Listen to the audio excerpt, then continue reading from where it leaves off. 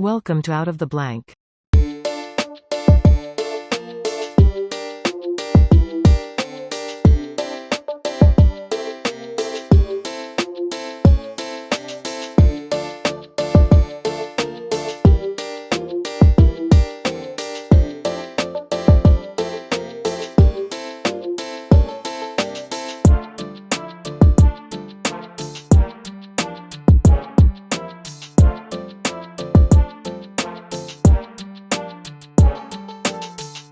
Welcome to another episode of Out of the Blank podcast. Mr. Giles, it's a pleasure to have you on the show. Would you like to introduce yourself to everyone out there listening?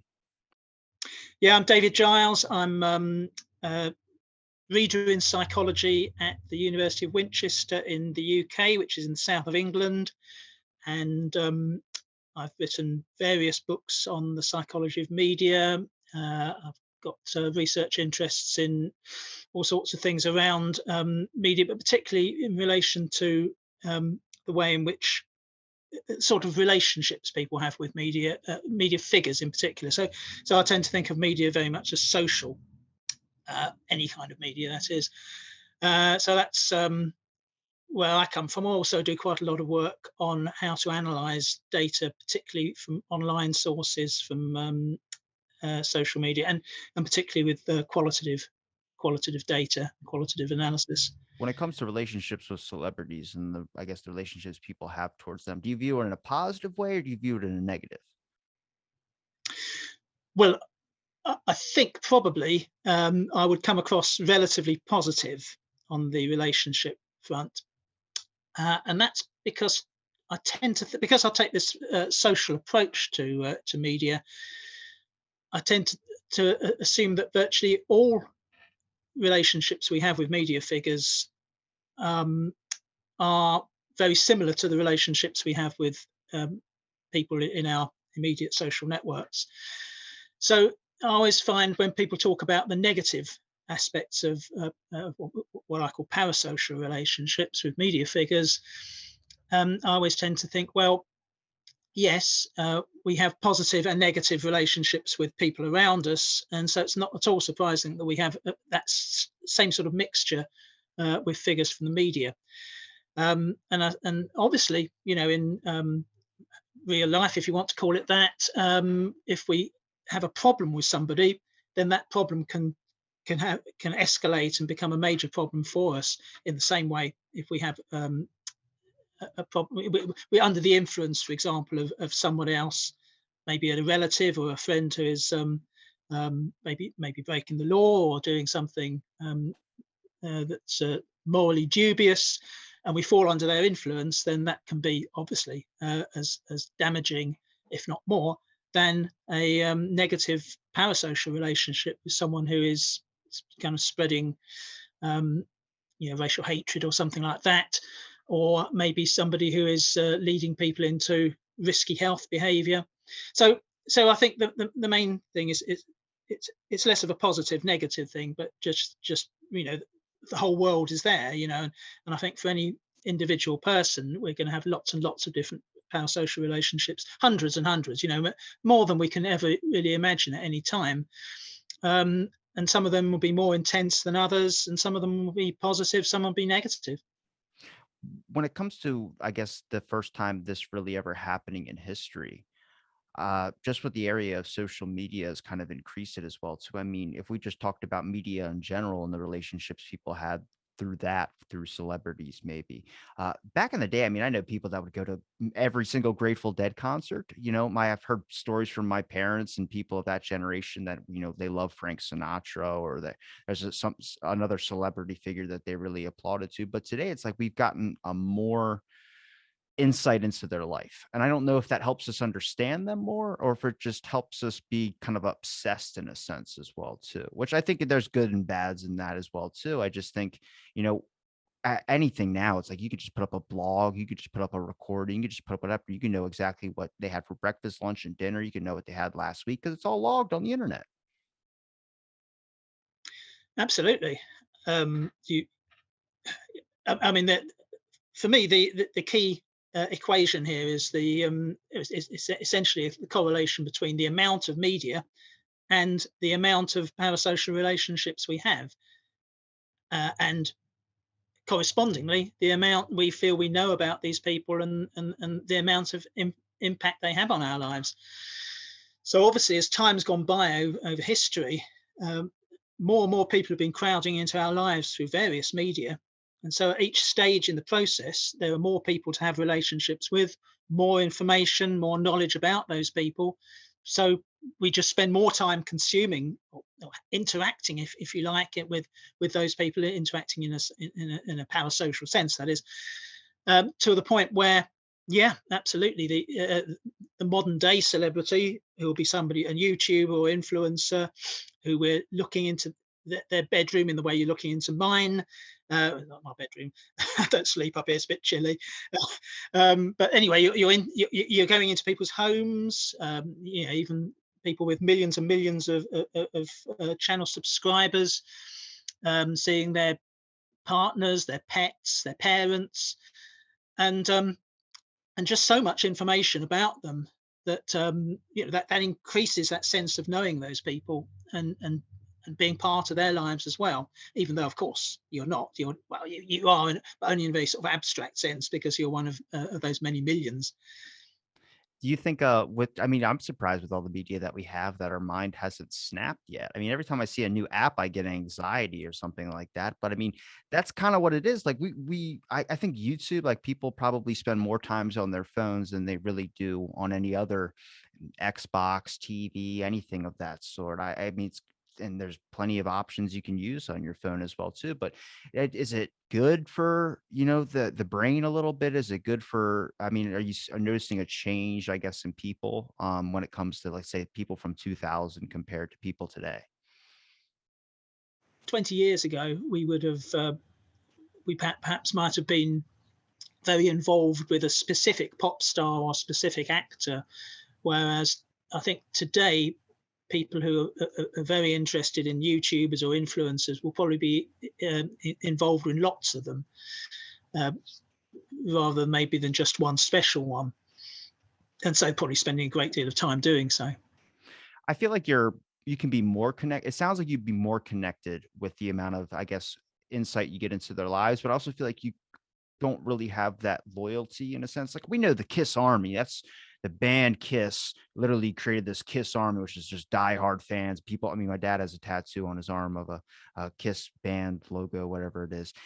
But now there's so much out there. I'm watching a video, you might like something, then you don't like some of the content they put out, and then you just skip on to the next one and find a different one. And that's because there is so much out there. I mean, influencer has now become a job.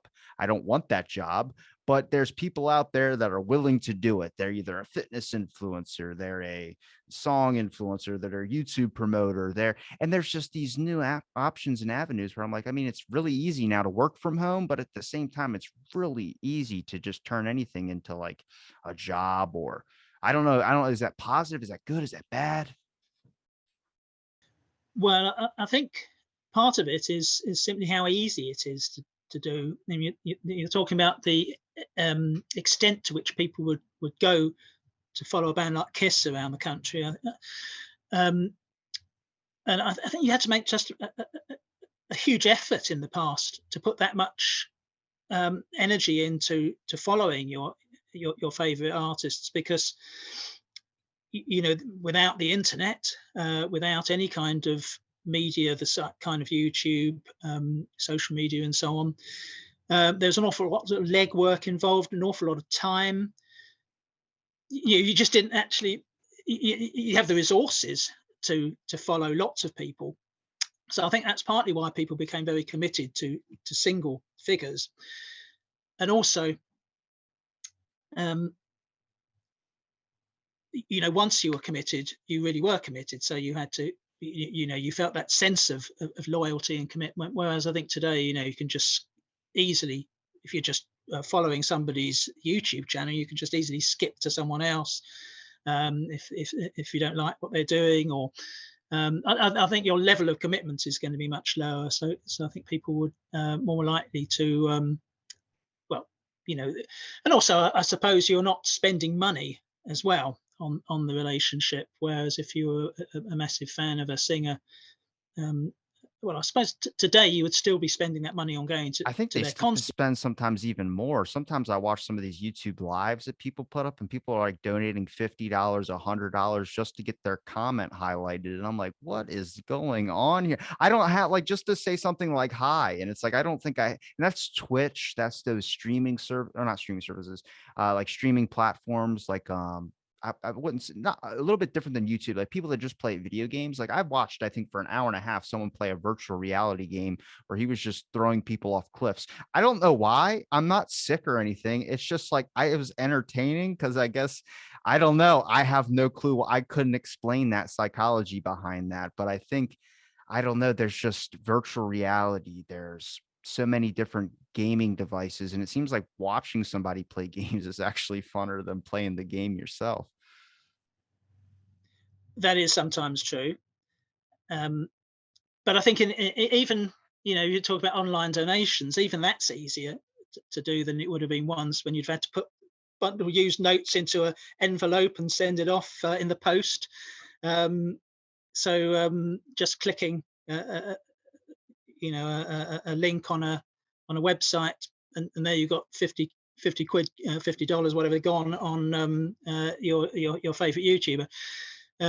So yes, it's just that the internet has made it so much easier to do things, and and that does, I think, have an impact. I remember a friend of mine who was he used to collect rare vinyl records, and he used to get furious in the early days of the internet, the way in which he said, well, I spent years tracking down that one record, and now it's up on YouTube, and anyone can listen to it. Um, and I think there's that, again, that sense that you were devoted to something in the past, and uh, it's just not quite the same thing to have it all there, like in a massive treasure trove online. I think when it's accessibility or convenience is usually the factors that people talk about with all like new devices and things of that sort. But I mean, I still like some of the classic. I think you see that with some people as well too. Even younger generations kind of have like this, I guess, quest for something that's like I would say throwbacks. There's a bunch of stuff that started coming back. I think now they just made a speaker that you can put on a vinyl record and it'll play it like a Bluetooth speaker. And I'm like, yeah, there's going to be kids now going after vinyl records. I have a whole collection of vinyl records, I mean, that I was given to, I guess, but I like them. I like the art on them. I think there's a lot more style and I guess, a little bit more there than just being able to have a recording on Spotify or something like that. But there's this quest, like there's a certain like time gap, I would say, with technology where at one point technology just started advancing and then it really started advancing. And it seems like it skipped over like this period that people really weren't ready to leave behind yet. I wouldn't say CDs. Like I don't think I miss CDs a whole lot, but vinyl records is definitely a classic. I guess maybe because that's some of the first recordings ever put on a disc that you can listen to in your home. But I mean, even there's some people have their favorite collection of VHS tapes or DVD tapes. I don't know. You could probably ask a poll of like everybody, just do you have your baby videos? And they'll pull out a VHS tape. I haven't gotten them digitized yet. Yeah, okay. Well, because those are something that you're still holding on to because it still packs something. And you do have to try and hunt down a VHS player, which I don't think they even sell those or make those anymore, but it's doable. Well, tangible material culture is always going to be popular, and it's going to be different from soft online data and material. But these things are uh, uh, they're completely different cultural objects, really.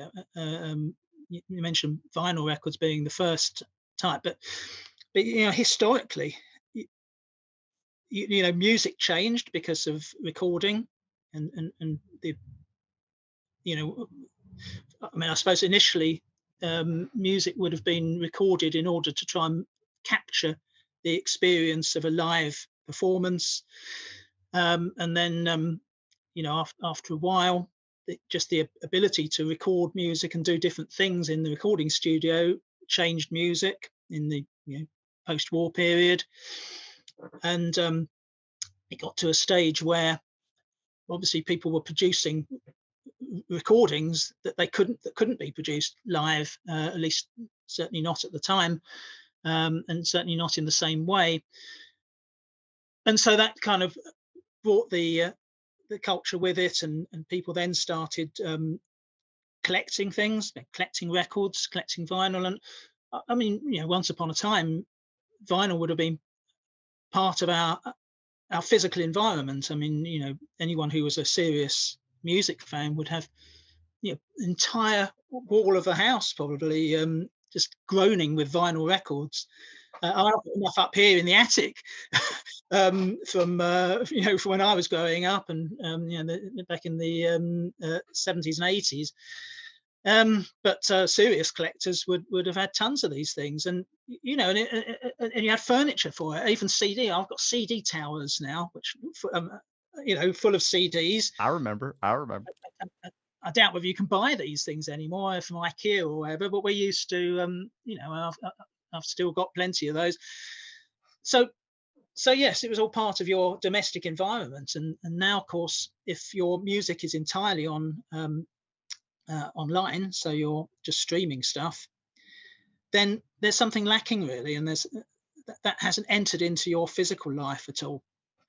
And so it's probably not surprising that quite a lot of people are just after something a bit more tangible. So it's not surprising that these old formats are made a comeback. But I mean, there's always been a bit of a vinyl comeback every few years. Somebody will be saying, "Oh, sales of vinyl are up," and I mean, there was a period, I suppose, when it was being used a lot for DJ performances and so on, and more recently, as you say, it's become kind of a bit cultish. So you know, and for me, the problem is, yes, actually, what you play them on. You have to get all the old equipment as well, and the VHS recorder, and we still got one of those, by the way. I got Every now and a I again. I think I got a DVD player, but I had someone send me a DVD. They're like, "I don't know if you can use this, but if you have find a DVD player somewhere." I'm like, I started kind of looking through my house. I was like, "Yeah, you know what? We don't have a DVD player. Usually we just do." And that's streaming services. I mean, when streaming services first started, there was like Netflix, I think, and maybe Hulu, but then Amazon Prime, and now you can watch football live. They don't even really do that anymore on live television. I think they started doing this trend where they wanted to incentivize to get people to go to the football game so they wouldn't play it live in your own town because they wanted people to get out of the house and go to the and you're just like, well, hold on a second. What happens if you don't have the money to be able to get some of these football games are expensive, but I mean, that's like there's even a point when I was talking to a couple of musicians about digital rights. And they're like, well, now when you sign something, there's this idea that you can do start doing holograms of stuff. And I was like, what do you mean? It's like, so when you sign your rights as an artist, you don't just sign your music rights, you can also sign your image as well, too. So if they wanted to perform a concert, and that's where you get a Tupac concerts still happening, even though he's dead. They can just use your likeliness and use your thing. And I'm just like, is that good or bad? I mean, I have no clue. It's interesting to see Tupac on there, but at the same time, I was like, I have no idea. Well, people often do talk about the ethics of holograms, and about. I mean, I suppose well, again, there's a long history of this, isn't there, with the estates of dead artists and having their material used for things that they might not necessarily agree with. I mean, there's the case of Bob Marley having his some of his stuff used He's everywhere. to yeah yeah to be used in ways that he probably wouldn't have agreed with, and of course all sorts of ethical issues, I suppose, over what you do with holograms. um, I guess these things just become more and more of an issue as time goes by, and there's more, technologically more, sort of deep fake technology and so on becomes more and more. Well, you can do more realistic things with it, and that image rights thing is going to be a big issue, I think, more and more over time. Do you think people have an awareness of just the expanding? Like I've talked to plenty of these what they call futurists, which are the people that are like all into the future aspects of society and utopia, but then the transhumanists that want to put technology into their bodies. And it's just like I'm trying to understand like through that perspective, but I'm like I think people are becoming aware of all the technology that's around us 24/7. So I've heard parents do like screen time for kids, which I think is good and bad. I'm not going to judge whoever, whatever their opinion is on it, but I think a lot of people, especially maybe some of my generation, people in their 20s, are kind of noticing how they're hooked into their phone a lot. Like, I have a buddy who was like, "Dude, my whole entire, like, life is on my phone." I was like, "What do you mean?" He's like, "Just Facebook? Just Facebook, right? It's like everybody's life is Facebook, right? It's as far as I go." He goes, "No, my bank card. Like, I don't even ever have to have my wallet on me because I could just do Apple Pay and swipe and pay." And I'm like, "Yeah, what happens to, like, you lose your phone?" He goes, "No, it's not even that. Just people can hack into my phone and get my bank card." And I'm like, "Oh, I didn't even think of," and you just start realizing, like, you start losing little aspects that maybe you don't notice it at first, but then you start noticing it when everything's hooked into your phone, when it's all in one little device, which I guess is good for accessibility, but it's also dangerous. Yes, I suppose it depends.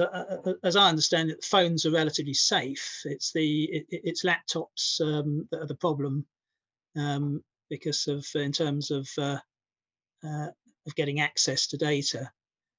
I guess because Is that true? proper computers, whereas phones generally aren't really proper computers, are they? I don't know, I go to some bad sites on my phone. I never really go to bad sites on my computer. I know the farthest I've seen anybody go with a laptop is putting whiteout on the camera, because they thought people were spying on them. And I'm like, where's that? Why do people want to spy into your life? But it's like this blackmailing aspect. Like, maybe one day they'll be a singer and, someone will have a video of them dancing to Katy Perry in their room. I Yes, you never know.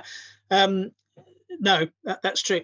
I mean, in a sense, yes, we are giving away part of ourselves by allowing all this material to get used.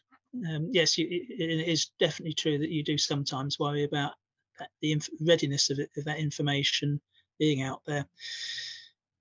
Um, but I think, yeah, I think phones are actually relatively safe in terms of hacking. They're Um, not. They're not that safe. I've had a couple people that worked with it was cybersecurity and data protection. It's just the iPhone's the most one that gets hacked into the most, and that's why they keep updating it all the time. Most people have an iPhone, and it's not even countries over here. It's countries like China, Saudi Arabia. It's information. It's why people get spam calls. Our phones now update to be able to block spam calls or notice when one is an unidentified number. Before it would just go through, but I get like 13 a day, and it'll change numbers all the time on me. But I've talked to a couple people who even work at Apple about that. It's the biggest security issue they have is because everyone's trying to get in because most people have an Apple iPhone. Androids, I think, is second. Um, but I mean, it's not even really a protection or data issue aspect. It's just I don't know. People want to get in other people's phones and try and find some way to get a code or get something from it. I mean, everyone has everything online now, so it's like someone pays their bills online. That's good because you don't have to go to, like, mail anything in. But at the same time, you risk a lot when you put your card on there. You put any of your information online as well too. yes, yes, um, but, but yes, there's definitely a risk. So where do you particularly focus when it comes to media psychology? Well, like I say, my main area is on relationships. Particularly interested in the the way in which people form relationships with any kind of media figures, and um, and how those develop. And What did you find the most fascinating through your work? well, I suppose ultimately, I'm always going to be most interested in the media figures that I'm interested in and I know something about. And I think that's probably going to be true of anyone who does research in this field. That almost anybody you talk to Who was who it? researches media will have their corner of media that they're particularly interested in, and that they will tend to focus on that. Um, so I guess I'm more interested in musicians, for example, than I would, and maybe sports than I would be into uh, cinema or to some extent TV maybe. Which musicians? Oh well, okay. Well, some of the research I've done has been on the singer Morrissey, Morrissey. and yeah, That's a little particularly bit interested. over my generation, but I'll try. Yeah, I'll try and understand. Okay, well, his fans very interesting because they've split into rival factions um, between those who are sort of undyingly faithful to him because they simply won't accept any criticism of him, and those who are really kind of, in a sense, they're fans of his earlier work. They're critical of his later work and some of his um, views because he's made lots of controversial statements over the years, to be fair, but particularly in the last 10 years or so. And so there's just been this big falling out where you've ended up with rival fan sites, and and it's very interesting looking at the sort of arguments that both sets of fans come out to defend their position on this. And it does really raise a big question about what a true fan is. You know, how do you identify? How do you define a true fan? Because it's a little bit like having a well, and as I say, I'm always making these parallels between the parasocial relationships we have and the actual social relationships we have. But it's a bit like a relationship you might have with a family member, maybe an uncle or a cousin or someone who you've been very close to, perhaps, but they've started to do stuff that you disagree with and you find difficult to come to terms with. Now, what do you do? Do you stand by them? Do you think loyalty is supporting them and kind of unconditionally supporting everything they do, or are you being a better friend or relative or whatever by actually challenging them and criticizing them and trying to get them to change their ways, and getting them to realize that they've taken the wrong path or whatever. So I think that's an interesting question when it comes to fandom. Should a fan really just be unconditionally loyal? What do you think? Well, I don't have a personal position on it, but it's very interesting because obviously people who are fans, are very strong fans of media figures, will do have these extremely strong opinions about it, and you can see this. They often they often kind of reach a point where they have to make a decision which side of the fence they're going to come down on when somebody does something completely unacceptable. Like, for example, Jimmy Savile. I don't know how much you know about Jimmy Savile in the States. He was a radio presenter in the UK um, who's one of the biggest kind of serial sex offenders in history. He'd abused hundreds, literally hundreds of, of young women and girls, stretching several decades. That he was very famous. He became very influential in British society. Even the Queen knew who he was. He was friends with Margaret Thatcher at one point when she was Prime Minister. And yet he was working for the BBC and he managed to get away with this incredible amount of sexual abuse. Now, he would have had a lot of very die-hard fans who were then confronted um, with the dilemma when all these revelations started coming out after his death. And those fans have to decide at what point do you stop. At what point do you just break off any kind of parasocial relationship, as it were, with this figure. There's kind of two examples I could give for that over here. It's Quentin Tarantino. He's got a foot thing, and it really becomes more obvious when you think about the number of times Quentin Tarantino put a foot in a film. And what is it? Kill Bill. She was in a coma, couldn't use her legs, and then she's spending almost like first 20 minutes of the movie trying to move her toes, and it's like zooms in on the toes, and you really like once you hear that and you look at every movie, you start going, "Oh my god, it's true." And he's admitted to it, but people still like his films. It's nothing really, really bad. But then there's like the kids shows like iCarly, where the director was like forcing these kids to do like feet and mashed potatoes, just weird, really weird stuff. And I think one of the actors or actresses has spoken about it in multiple interviews about like this sexual kind of scandal behind this guy, and then it loses all credibility for that show. And that doesn't mean you were ever not a fan of the show. It just, or maybe you weren't a true fan. It just means you cannot go. And I find that with fandom in general, there is just certain things that check, I would say, an ethical box that people just can't go with. Like, Mel Gibson's a good one. I'm sorry, all I know is really celebrity scandals. But Mel Gibson got into that controversy where, or not controversy, scandal where he beat up someone in a restaurant. He said it was over his religious background or whatever it was. But he still makes movies today. He's still working in Hollywood. He still has a career. People still enjoy it. I enjoy his films. You don't hold him to that. It's kind of like a forgiveness factor. He apologized and moved on past it. But then there's certain things like the iCarly thing where that's it. It's bury that, because then their whole reality is kind of shattered. That's an ethical boundary. It's either something to do with kids, it's murder, it's a bunch of these types of things. And I mean, the question of is someone a true fan or not? I mean, a fan that counts somebody on their criticisms, I think is only valid if that person can respond and is aware that you're making those criticisms or you're just shouting into a void. But, if there's two splits between Morrissey fans, you look at the people that don't like all the controversial stuff he's saying, whatever it is. If he can hear that, or if he can see that, or if he's dead, or if he's just too famous to be able to view that, and there's you're shouting into a void. It doesn't do anything. It's not like a family member anymore. But then there's the diehard fans that still accept it. It's like, do you not recognize if something's maybe going in the wrong direction?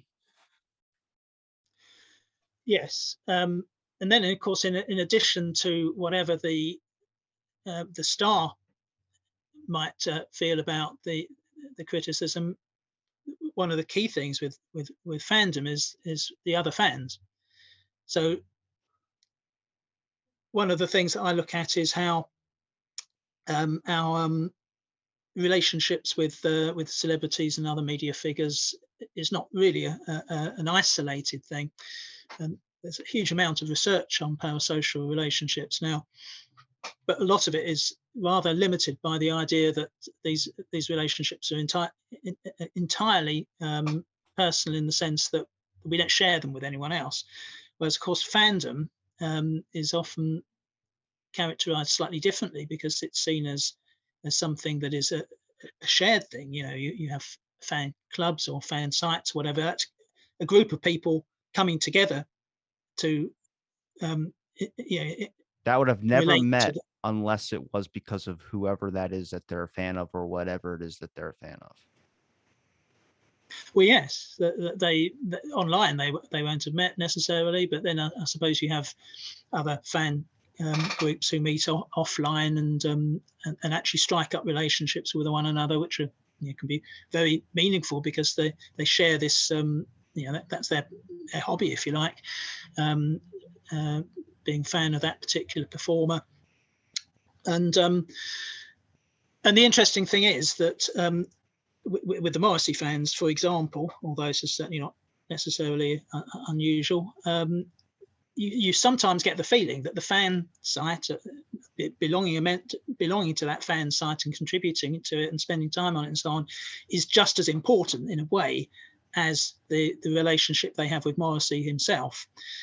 Um, Certainly, because you get to the stage where, or in that particular instance, you got to the stage where those fans would be attacking fans of the other site and defending the person who runs that particular site and so on in the way that they might defend Morrissey. So it kind of sparks off a whole load of other social relationships as well. Do you think that's passion or do you think that's like identity? Because people identify with the celebrities or their fans. Like it's like sports teams. Like if you talk crap on a sports team, I've never seen anybody more aggressive than a sports fan, but that's also with home state advantage. I mean, when you look at where someone's from, like I could talk trash where I live because it's my town, but if someone else from the outside does it, I get defensive immediately. It's not even just it's instinctually. So I'm like, I don't know if I'm identifying with my town or is it just a passion thing that you obviously care about because you consider it an extension of yourself, and people do that when with things that they're really passionate about. Absolutely, yeah. I mean, that's some very interesting work on fandom, which looks at the fan object as an extension of the self. And as you say, this is particularly true in sports fandom, where obviously if you're a fan of a club, for example, then that club is going to be, you know, it's not reducible to a single person. So in a sense, it's got a slightly different you have a slightly different relationship with that than you would do with a something like Morrissey, because that club is kind of well, it's an abstract entity in a sense, and you get this in uh, well, I mean, again, I apologise for coming down to all these British references, but I suppose I know most about Feel free, dude. I English got UK football. listeners. We're good. Sure, sure. These English football teams, clubs rather, who they get taken over by um, questionable owners, and you know very few fans abandon them for those reasons. Um, they're more likely to abandon them if they slip down a couple of divisions in the league. But it takes a lot to break that sort of relationship, and it's because, as you say, it's part of the identity. It's something that never leaves you, and some of the research on fans of people like David Bowie have found similar sorts of things where people talk about Bowie being like a relative in the sense that he's Morrissey as well. You grow up with that person. You never stop being a fan um, unless they do something dreadful, and they're always a sort of yardstick to judge yourself by. And they often people talk about using them as a sort of model for how they would behave, how they react. They think, how would Bowie have reacted in similar circumstances? That's obviously the right way to go about it, and so on. So that, and in the same way that you might have somebody that you um, Look at use as a John Lennon. John Lennon, people refuse that he died. well. Now that's the other thing, isn't it? The interesting thing is that where there comes a point where yes, you obviously a real person like a relative or whatever will die, um, and well, you will accept their death. Whereas obviously a famous person dies, and yes, you've then got that interesting transition period where they have to come to terms with it. The principal differences between parasocial and social relationships, in the sense that if a person you're very close to dies, you know, you're a relative or friend or whatever, um, then obviously, well, apart from a few exceptions, most people will accept that, and they will then proceed. Whereas I think you find it harder with a media figure, celebrity or whatever. I mean, otherwise, you wouldn't have people who are massive fans of dead celebrities, Elvis or whatever. And while I suspect people who are massive fans of Elvis today perhaps have a somewhat different relationship with him than if you were a fan while Elvis died. At the same time, it's still possible. It's still perfectly feasible to be a huge fan of a dead celebrity. The Elvis one is a lot darker than what you would expect when it comes to their fandom. There's many if you talk about the Morse you have in two split communities, the Elvis one is why so many people I've talked to about media have studied Elvis specifically is because there's not just two, there's like 80 different minute because he didn't leave a journal, he didn't have a log, he didn't have like we just they know from concerts, they know from interviews, but there's like he didn't just do music, he did karate, he did movies, he was meeting the president, he was trying to be an FBI agent. There's just so everyone has like a specific part in his life that they're hooked to, and then all these kind of conflate into one group, which I mean, we very rarely do we have people that excel or have remnants of them in our history still. John Lennon, I swear everything in the 60s or 70s was contained with him. The Vietnam War, um, what is it? I can't believe I'm blanking on this right now. The whole his assassination, and then obviously the Beatles, but then there's a I'm really blanking on what that last characteristic is. There's oh yeah, Marilyn Manson. I mean Charles Manson. My bad. Charles Manson, the Helter Skelter model that he was hearing messages from John Lennon's, record album, and it's just like, where this guy's popping up everywhere, and then you see him now in today's culture, just like Marilyn Monroe and some of these other figures like Bob Marley that are just posted on T-shirts. People don't really know who that is, but it's a icon or an image that just extends through the time period where I guess its stardom was and keeps on going forward. It's like Bob Dylan, plenty of other musicians out there that are still good to listen to, that are, have some type of power to it. And then you got Rob Halford. I mean, Rob Halford, I don't know if you know who that is. Um, well, he dressed up in black leather chaps and whips and all this type of stuff, and he was gay. And then everyone dressed up, in honor of him, and they liked the style. They thought, oh, this is just metal, and it's like, no, he was. He got a bunch of people to dress up in that same style, and it's like this. I wouldn't say it's blind faith. I would just say it's more of like you associate this person as this when really they could just be something doing that, but at the same time be someone completely different. I think people get their image of someone and they solidify them as like, Shaq or Michael Jordan can only play basketball. Well, Michael Jordan also tried to play baseball, but people don't want to talk about that. And it's like, because he's only specifically for basketball. It's like, you're good at this, keep doing it. It's like, well, they can be good at other things too. And I feel like that can sometimes keyhold a celebrity or musician. Well, I mean that's particularly easy to do uh, with with the past, isn't it? Where you're, as you say, with the Elvises, you've got so many different figures to choose from, if you like, all bundled into the same individual. I guess maybe something similar happens with YouTubers or influencers who are doing other stuff, and maybe even a YouTuber who dabbles a little bit here and there. They're really a gamer, but they also do a bit of comedy, or they do some um, something else, and you know they'll have different fans accordingly to the different angles that they have as well. Similar to like albums as well too. Like some people only like a certain musician's one album and might not like their other work.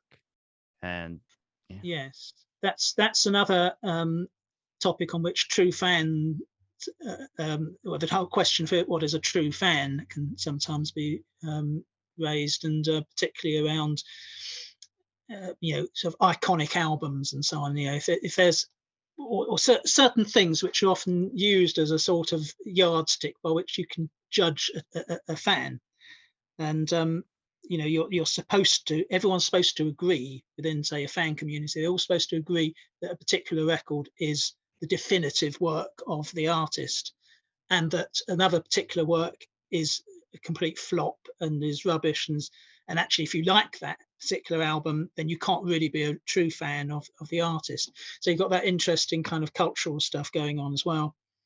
do you feel like with sports and then with music, the fandom's a little bit different, or the relationship with these individuals is different only because of maybe the time or the certain mechanisms of what it is? Like you can't, I guess, I mean, with a song, you can't really do a whole lot. There's not a whole lot to get mad at. You either like the song or you don't. But with a football game, when they get a new player, when they switch teams, when they do any of this, when you have a lot more like criticism of it. That's why sports fans get, they'll crap on the coach. You should have did this, you should have did that. It's Monday night quarterbacking. Do you find like it's just because either it's the length of the game or you just find it's the mechanics of the media? Um, well, I suppose with sports fandom, like I mentioned before, it's often depending on the sport, but certainly when it comes to team sports, it's not really reducible to the individuals involved. So I mean, you might be a massive fan of a specific um, individual, but you're probably more likely to be a massive fan of their club, or.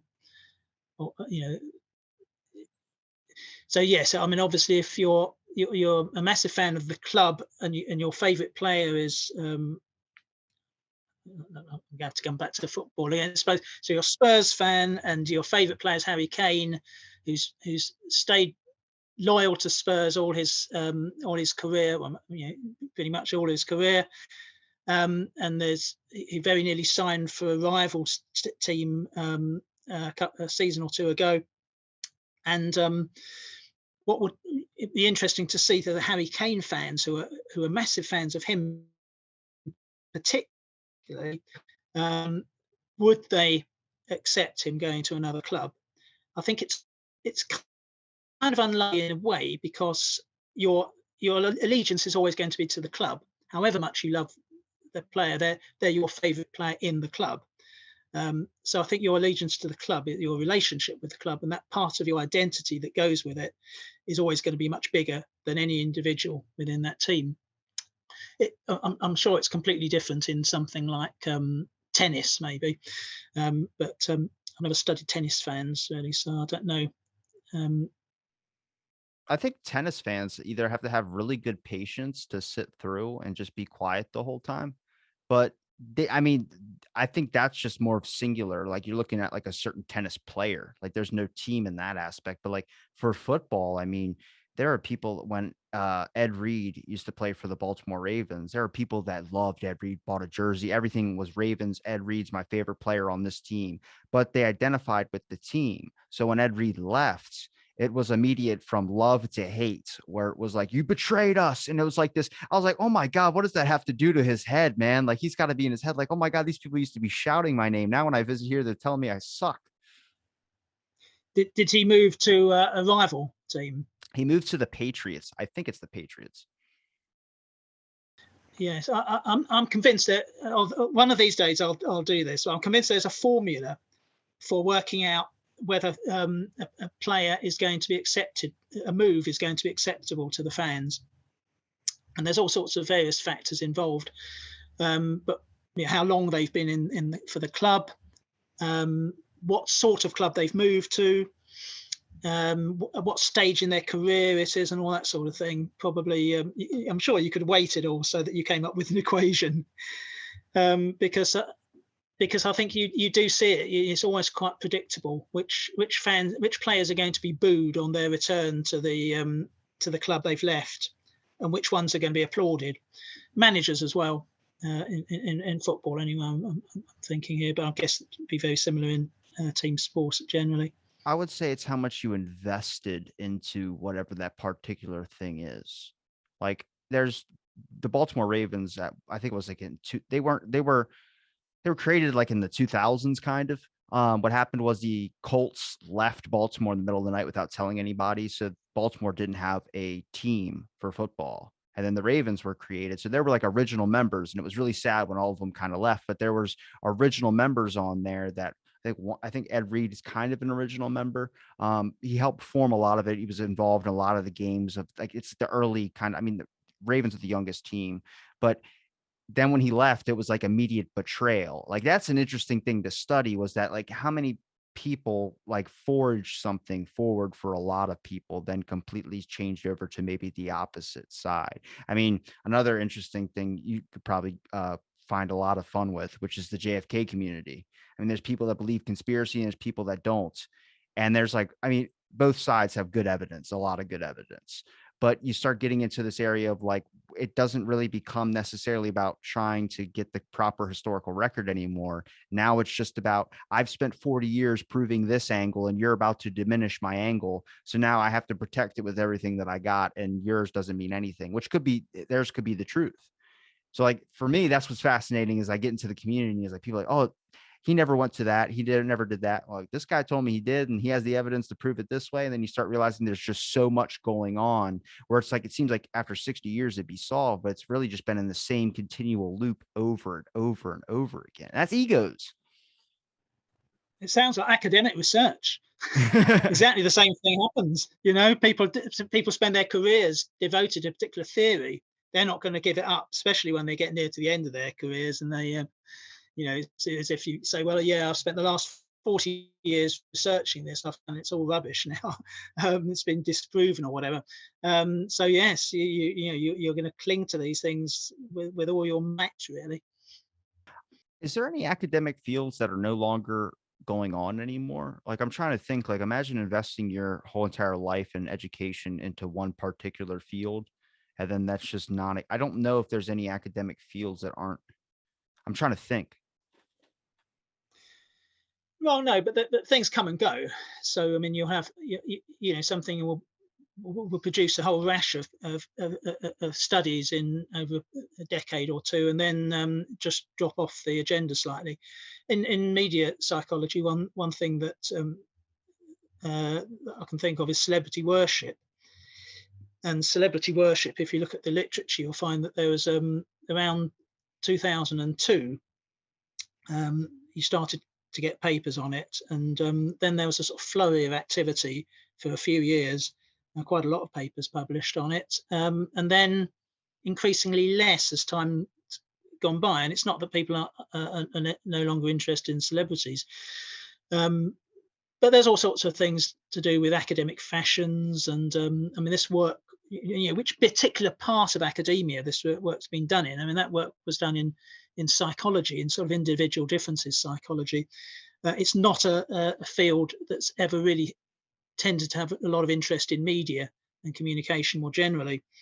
So there isn't really the wider community to sustain it once the people who were initially researching it moved on to other things. Whereas parasocial research, which is the field that I've been most closely associated with, that's gone from having a very, very slow start in the 70s and 60s and 70s. And then suddenly during the 80s, somebody came up with a questionnaire for it. And then suddenly it exploded, and there was a load of research. Then it dropped off a little bit, and then it came back again. It's come back again with social media. Because people have realized that you can apply the concept in different ways. And it also gets picked up in other areas. I mean, parasocial has been picked up in areas like marketing and consumer psychology, which perhaps missed out on it first time around. So that's given an extra momentum in different fields. And, there'll be certain aspects of the topic which will be treated very differently in different disciplines. Wait, But with essentially, the concept with is quite widespread now. with parapsychology, isn't there like a Sorry, psychic field? parasocial. Parasocials, Okay. yeah, so yeah, I thought you said you were talking parapsychology. I was like, isn't that like there's I think there's a college institution that offers like ways to be able to tune in your psychic abilities. I came across it when I was trying to look for guests and I was like, is that real? I was like, but that just like shows you like there's always going to be an area in our society of many different variations. I went to school for psychology.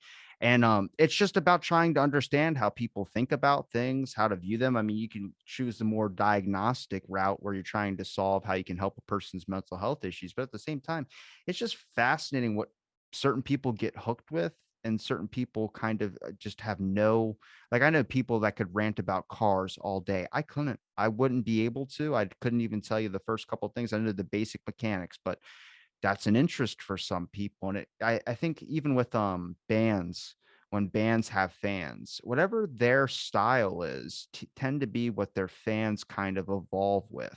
And that's kind of like if you look at like Kiss, the whole demon thing, the whole, devil, all this type of, and that's just hard metal and rock in the first place. In the beginning was that. And then you see like MTV happens, and then everything goes downhill. Now, it's just the 2000s were an area of like teen angst, and you can literally track the time periods of music when, like, I mean, I spent all day yesterday listening to old school songs like A Change Is Gonna Come by Sam Cooke, songs with a lot of emotion and blues, kind of Johnny Cash, and then you get to like stuff today and it's like really fast techno.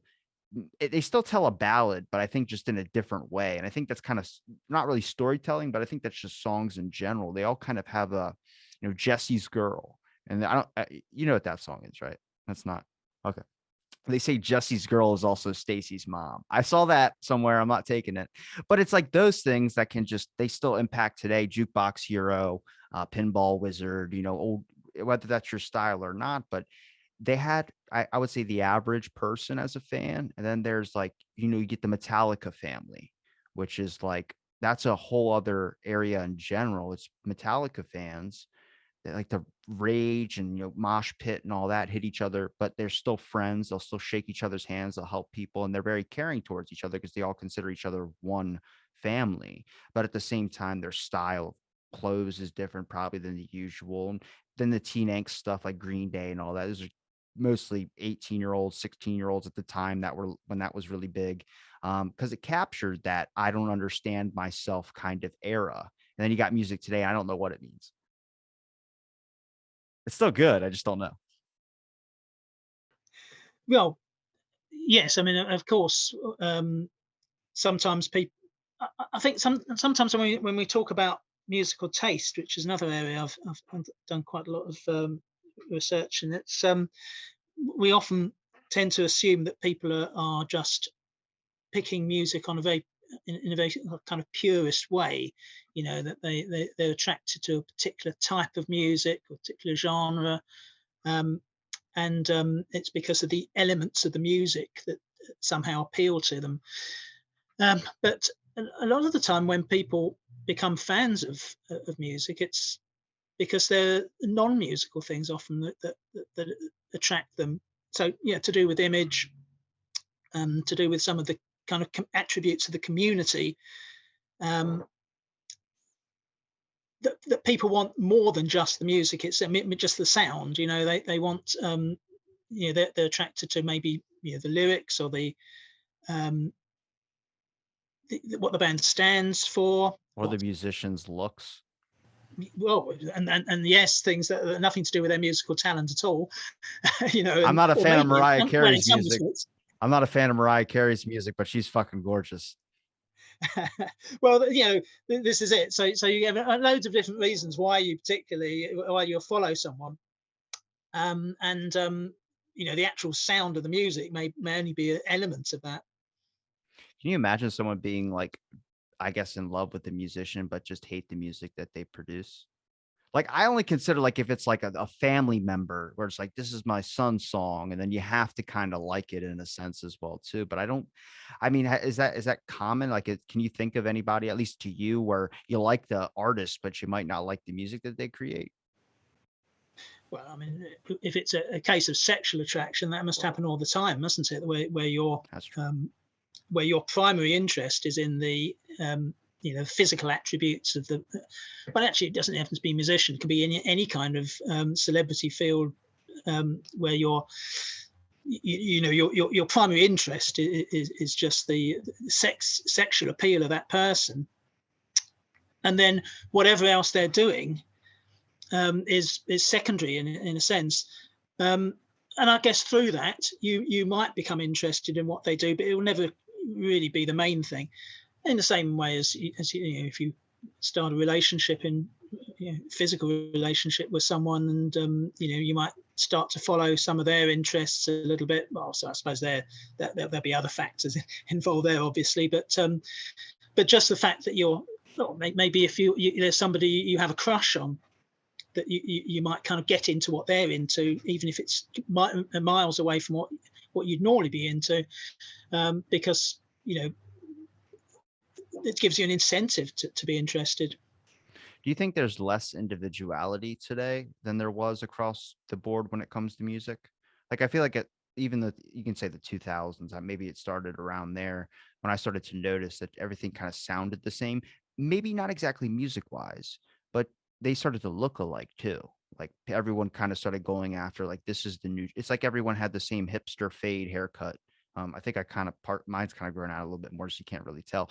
But there is that kind of, like, it's every country singer, I swear to God, has a cowboy hat or blue jeans. Maybe that's the style and they're taking a picture, spread eagle on the front of a red truck or something. But that's kind of like what I started to notice was like it's like everyone's got this like sense of like the same formula, but then there's like the really individual people that kind of stand out above the most, whether they're copying that person or it's just maybe the industry is a little bit more impacted than it was so long ago. I feel like back then you pay for your song to get recorded or something like that, but people adopted and liked you. There weren't really giant record labels that were, I would say, more influential into the artist. I can only think of one, Death Row Records, because that's like rap and all that, but that's Suge Knight's label, and he was kind of forcing his musicians to, do things.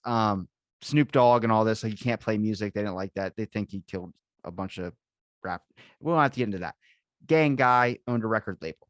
But I think it's like you don't really have a whole lot of that. I would say when it comes to individuality, you have more of like record labels that kind of have a bunch of artists and they all kind of follow a similar style sometimes, especially like in certain genres of music. Well, I think it's quite common across various different areas today, and I'm sure it's to do with just well, it's partly market segmentation, I suppose, where um, the record companies and publishers and so on are very image conscious in the sense that they want their artists to follow the formula because they think that's how you attract your audience. And, they think they've got their audience there, their market is already there for that type of art, that type of band, that type of artist.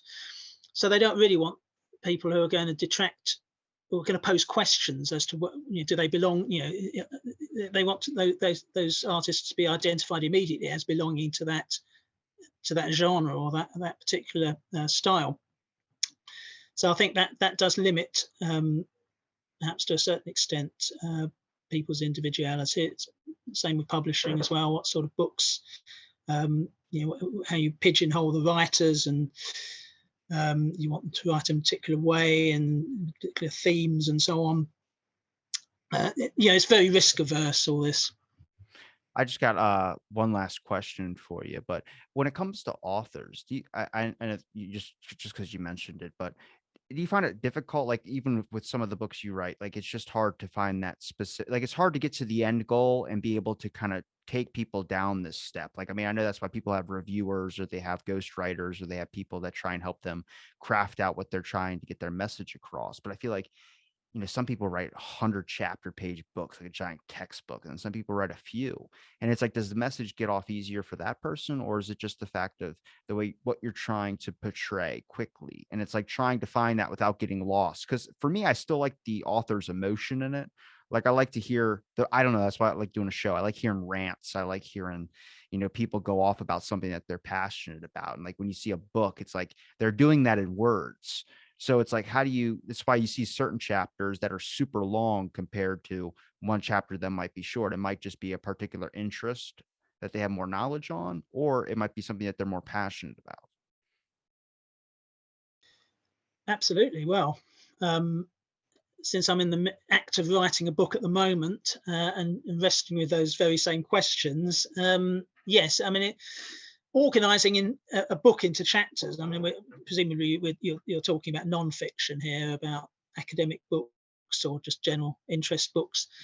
Um, it'd be very rare that you could, if you've got to say about 10 themes that you've identified, that each of those themes is going to have as much material as the others.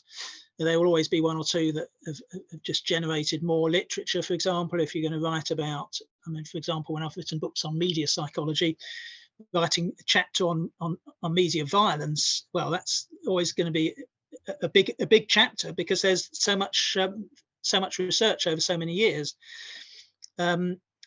When I first media psychology book I wrote in 2003 had a relatively small chapter on the psychology, sorry, on the psychology of the internet, because the internet was a new thing. There wasn't very much research on it. A lot of it was speculative. There wasn't really much to say. Um, now today, of course, well, 7 years later, I wrote another book about media psychology, which actually had a slightly bigger chapter and had to put in lots of other stuff in there, when about the arrival of social media. Although even then, to 2010, it came out, so even then, at the time of writing, things like Facebook and Twitter were still relatively new. But if I were to write a media psychology, well, did a media psychology book recently. Well, obviously, you couldn't just have it all in one chapter. You have to break the internet down into 3 or 4 chapters.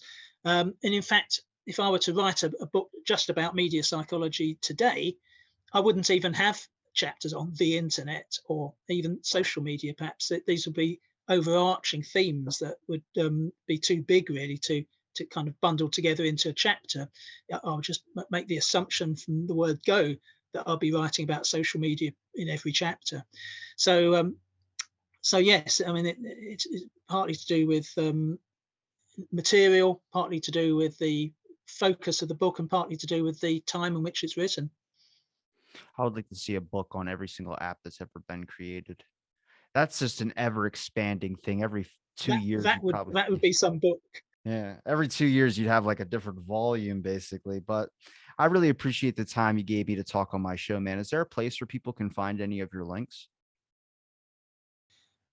Well, I suppose you can get straight into my research if you go to my pages on academia.com or researchgate. Is that .com as well? I can't remember now. ResearchGate. Anyway, that's always a good one because, but like academia, you can download the whole papers on from there. And there's also well, Google Scholar. Put my name in, and you'll get access to a lot of my material there. I'll make sure I link all your links in the description. It's been a pleasure chatting, and thanks for listening to this episode of Out of the Blank.